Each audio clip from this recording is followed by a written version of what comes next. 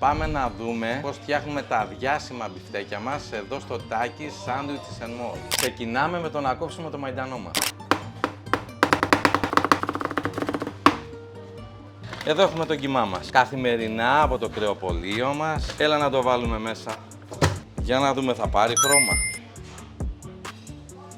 Να τα και τα κρεμμυδάκια. Τον θέλουν τον παλτά τους.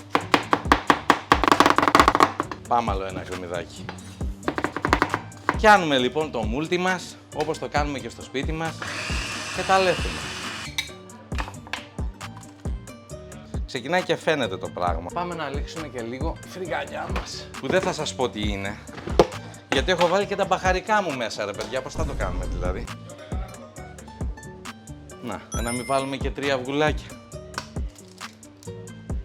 Βάζουμε το χέρι μας αποφασιστικά μέσα λοιπόν και είναι έτοιμος. Παίρνουμε λοιπόν ένα κομματάκι να τον πλάσουμε. Ο κιμάς είναι μισός μοσχαρίσιος, μισός χοιρινός. Παιδιά, είμαστε έτοιμοι για ψήσιμο και επειδή περιμένει ο κόσμος να φάει, νομίζω ότι δεν πρέπει να τους αφήσουμε να περιμένουν. Έλα λοιπόν το ταψάκι μας μέσα να ξεμπερδεύουμε.